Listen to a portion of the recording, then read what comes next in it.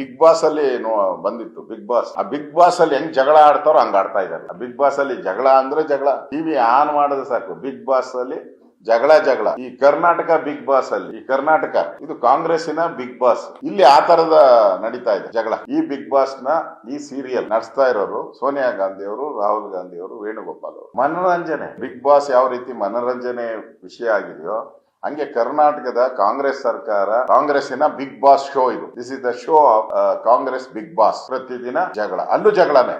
ಬೆಳಗ್ಗೆಯಿಂದ ರಾತ್ರಿ ಒಡಗು ಅವನ್ ಬೈಯೋದು, ಇವನ್ ಬೈಯೋದು.